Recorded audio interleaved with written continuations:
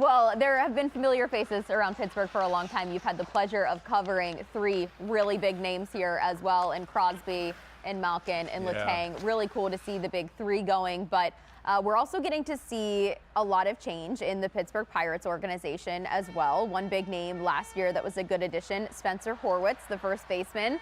And we're going to try to bring in Spence now. He's been polite enough to share a bit of his evening with us. What's up, Spence? What's up, guys? How you guys doing? Oh, we're fabulous. It's great to hear you. Where are you at? What you doing? I know it's the off season. It's the off season. Yeah, it's winding down. We got about 3 weeks left down here in Charlotte, and then heading up to Pirate Fest next week, and then it's down to spring training, and we're right back to work. Are you excited to kind of reconnect with the fans? I know Pirates Fest, like you said, is next week. Kind of feel like baseball season's around the corner then?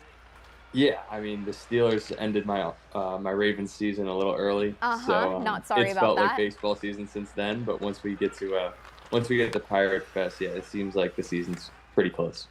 You've got to be.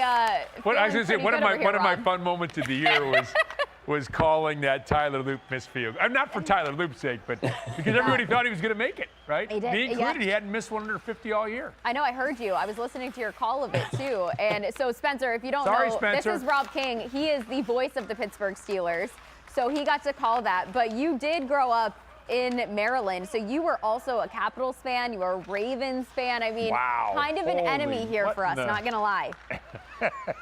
Yeah, I was raised in enemy territory, hating the Steelers, hating the Penguins, but I think I'm adjusting to the black and gold myself. But wait, I have to ask though, we were just kind of mentioning the names of the big 3 here in Pittsburgh in Crosby, Malkin, and Letang. What was your experience growing up being on like the Ovechkin side of things? Because we here in Pittsburgh were all on the Crosby side of things.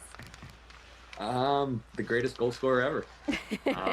I've always been a huge Ovechkin fan. Everyone had the yellow laces when I was growing up playing hockey, doing the half-tuck jersey. He's the grade 8 for a reason. Yeah.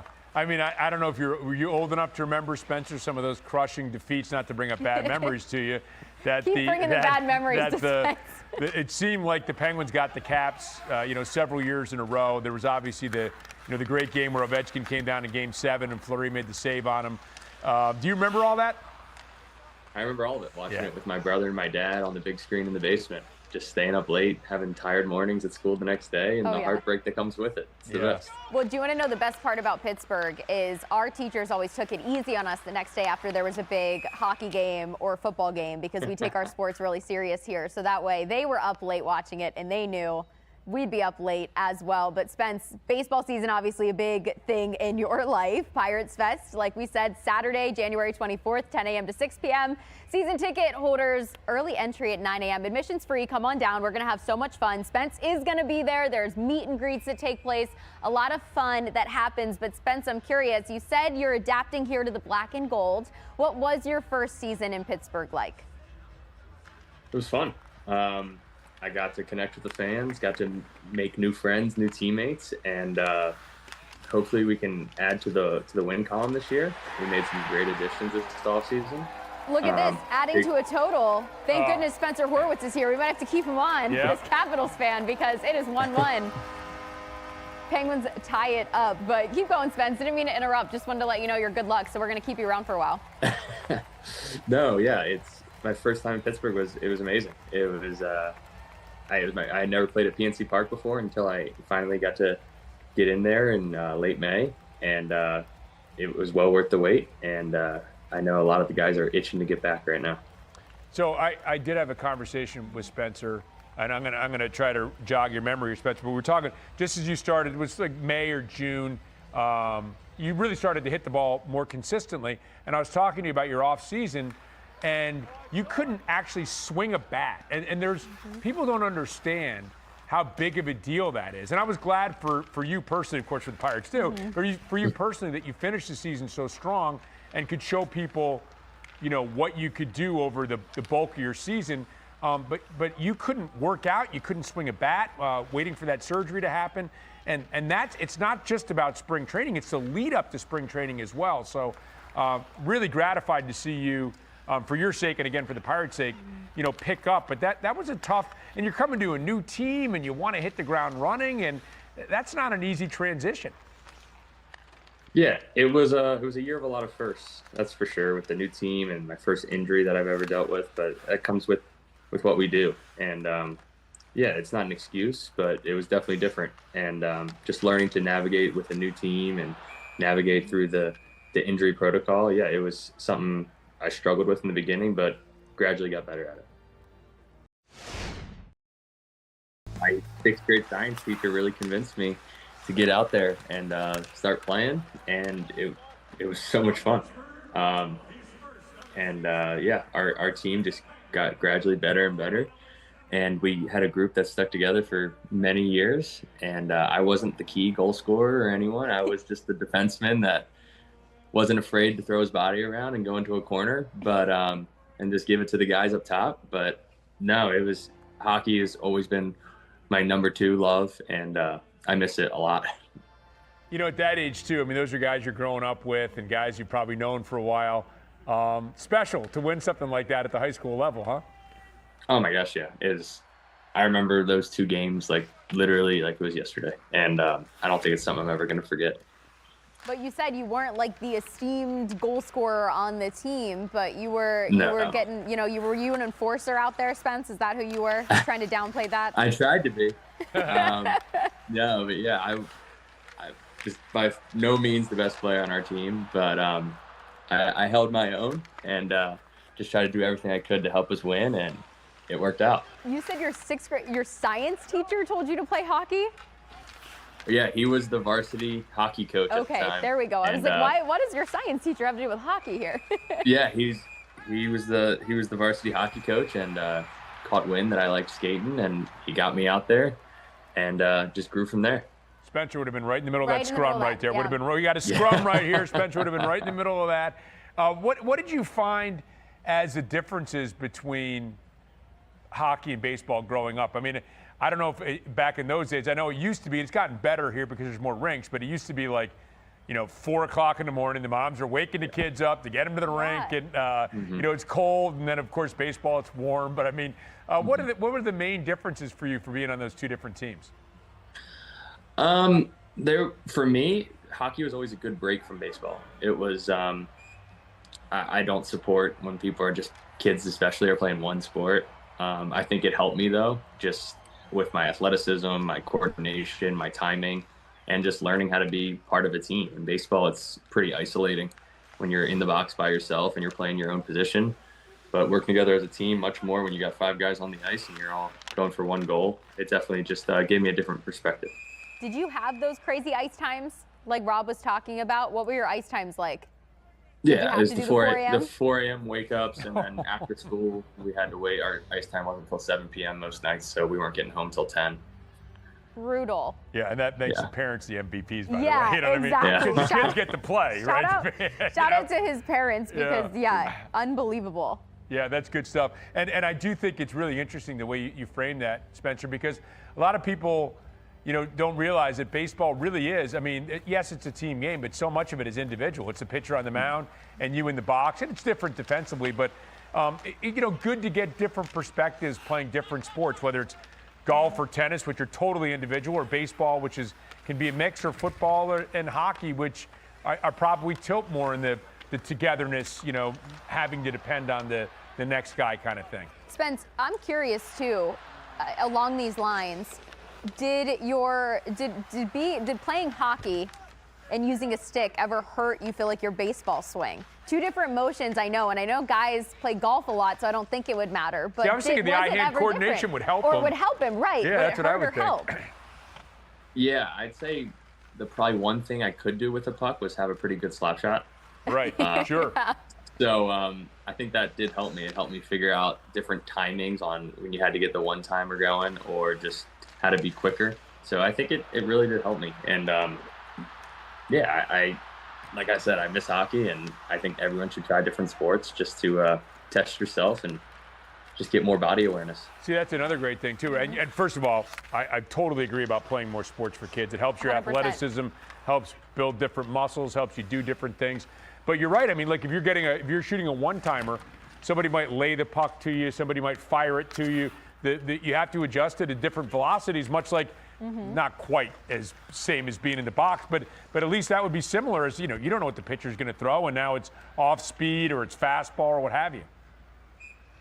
Exactly. Yeah, and that's a lot of people couldn't fathom that. Like when we would practice, I remember it was our first time trying slap shots, and I was in I think it was 7th grade, and to me it came natural. It was just this is just like hitting a baseball. Just aim a touch behind it, lean back, and let it rip. Lefty or righty? Lefty. Okay, all right. Yeah, because some people, it's That's right, different. they go offhand. Yeah. That's right. Ambidextrous there at times. Yeah. Well, still 1-1 here. How much do you keep up with, NHL now? Do you ever, keep up with hockey at all, Spence, in the offseason? Nothing's better than playoff hockey. So when the playoffs come around, I definitely tune in more. But no, I always try to get to a game or two. My family and my girlfriend loves going, and so yeah, we always try to get to a game. And then last year we got to go. We were in Pittsburgh. I think it was the first week. But yeah, I always love going to games.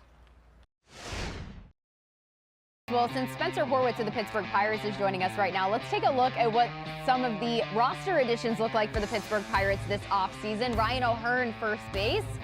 Outfield a little bit as well. Might seem a DH. Brandon Lau, second base. Jake Mangum, Mason Montgomery, and Gregory Soto, pitchers. Got to speak with a lot of them this offseason, Rob, on Zoom. All seem like great additions to the Pirates clubhouse. Exciting for what they can bring to the field. But Spencer, we're most curious what your thoughts are of some of your new teammates and how things are shaping up. Yeah, I'm ecstatic. We added 2 All-Stars, so that's definitely never a bad thing on any team. And then we added a lot of depth that we needed as well. We had a plethora of pitching, and the offense struggled more than the pitching last year, and it seems like we made good additions to try and bolster that offense a little bit.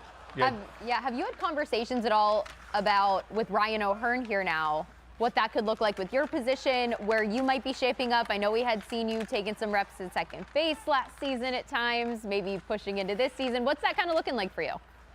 Yeah, I think it's I talked to Ben and DK about it, and it seems like it's going to be mostly first base, some DH, some second base, and it's just be ready for anything. And that's kind of what I'm always doing and training for in the offseason, is just to be as athletic and versatile as I can be. But this year, I focused a little more just on my defense in the offseason, just in case. Yeah. Do you like moving around? I love it. I love playing second. Yeah, it's just a different angle, different challenge, and that's what I had to do to get to the big leagues with Toronto. And I just view it as another challenge. The depth of the lineup is just going to be so much better. And the Pirates have talked about not being finished. They may add some more guys. And then that takes maybe some of the pressure off of some of the returning guys, yourself, O'Neal Cruz, Brian Reynolds. So maybe not only does it make the lineup better, but it also maybe makes the returning guys a little bit better too, take some of the pressure off. Yeah, and I think everyone around the Pirates, we believe that O'Neal and Brian are going to get back to the form that we're used to seeing, and that last year was a bit of an anomaly for both of them. And it's hard going through a new manager and getting a new hitting coach. They went through a lot too, a lot of new firsts, a change, and I think there's going to be a comfortability there now this year, and everyone believes in DK, and DK has our back, so we're all super excited. There's going to be a lot of different faces, though, on this staff. Obviously, DK kind of got to form his own coming into this season, but he will be a constant presence and someone coming into spring where there is a little consistency for you personally with Matt Haig. He's been the only hitting coach you've really ever had at the professional level. And then you have DK now, a guy you've been very familiar with at your manager.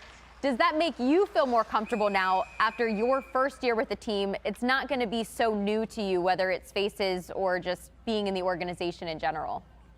Yeah, definitely. I mean, when I went to Pirate Fest last year, comparing it to next week when I'm there, I didn't know how to get into the clubhouse. It was my first time going to PNC Park. But yeah, I mean, the comfortability level and the familiarity of everyone, I think it's going to be great. And then you just add even more talent on the pitching side and the hitting side, and guys that have a lot of experience in playing in the playoffs and being in World Series. Like, it can only help. Yeah, two nasty lefties in that bullpen, too. I'm glad you mentioned the pitching side because, yes, the Pirates are probably going to have to go out and add a starting pitcher.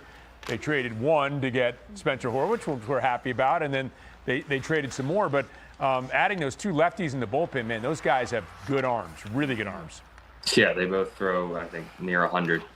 And as a lefty myself, that's a tough one.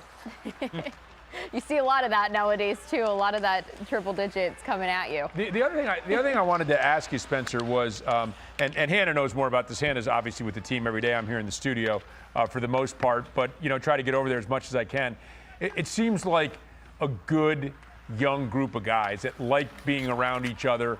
I think you've gotten, you've added some other guys. Some younger guys are certainly going to be coming up. But, over the course of a season, everybody doesn't have to get along, but it's kind of nice when everybody's pulling in the right direction. And I get the sense just being in the clubhouse, it's that kind of a group.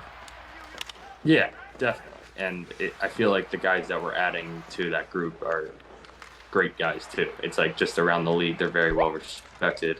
And just playing against them, it seems like they're the guys that are vocal on their team and the guys that are the leaders. Yeah, I got that sense when we were talking to them. There was Ryan O'Hearn, whether it was Lau, whether it was a guy, O'Hearn may be more of a vocal guy, even though he claims not to be a vocal leader. He definitely seemed like he had more of that presence, but they seem like guys who are good leaders. And Magnum obviously said really good things about Lau as well, coming from Tampa. So excited for that. But Spence, who do you see yourself as over there? I'm curious because something that Spence won't ever tell anybody, but I'm going to brag about him a little bit. There's been multiple times from my position. Here we go. All right, Spence, so he's going to stick around for the rest of the game now that the Pens are up 2-1. Ricard Raquel finishing that one. But something that Spence won't tell anybody, Rob, but I get to see. There's been multiple occasions last season. There were multiple occasions where Spencer would pull a guy over that was about ready to step in the batter's box, say something. The next minute, they either did something, like they either got a double, they just got a hit, they did something significant offensively in the game, or go head out there and hit a home run. And Spence is the reason behind it sometimes. Wow. He won't tell you that. He won't admit to it every time I ask him about it after the game, but teammates have said it. Yeah, Spence said to look for this, and all of a sudden it was there. So were you that guy, or are you just sort of the eyes and ears back there, Spence? I tell people what I see, and I hope they do the same, because we need all the help we can get in that box. But anything I can do to help the guys and try and get a win, that's all I'm trying to do. It is, I have to say, too, so I'm considerably older than both you guys. No, yes, I am. No way. So some of these pitches, like a gyro, that just didn't exist. Yeah. The sweeper didn't exist. It was fastball, curveball, slider, changeup. And guys would vary their grips, and they would do certain things to manipulate the baseball. But it is just so hard to hit right now. I mean, you have 2/5 of a second to make up your mind. Guys used to naturally, like a Roy Halladay, naturally have great tunneling. Now they can go engineer it in a lab. Yep. I mean, you guys got to do whatever you can to fight back in that box, Spencer.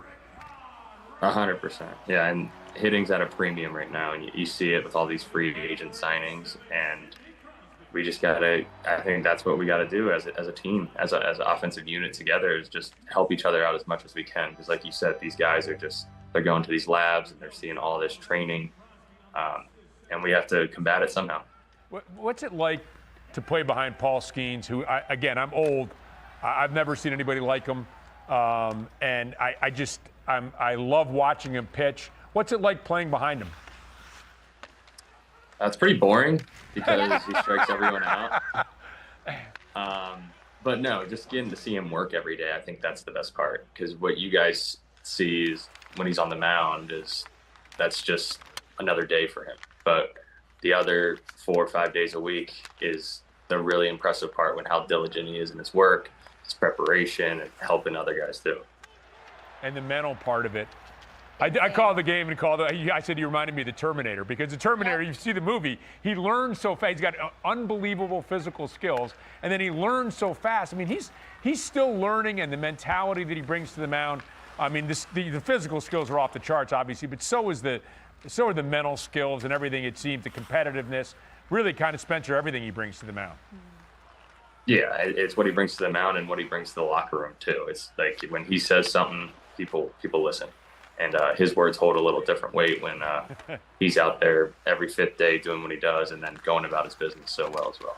Well, he's going to hold a little bit of a presence as well, walking in, having just won a Cy Young as nice. well. It's going to be a little bit different, but how much of a privilege here in Pittsburgh we get to see guys like Sidney Crosby, Evgeny Malkin, Chris Letang, Paul Skeens, and now, of course, in the black and gold, Spencer Horwitz, who was so great with his time tonight. I know off-season you've got a lot going on. You're going to be in Pittsburgh next week, but we really appreciate you stopping by, Spence, and sharing some of your hockey knowledge with us, giving us a glimpse into your off-season. Thank you so much. Thanks, Can't wait Spencer. to see you next week and catch up in person.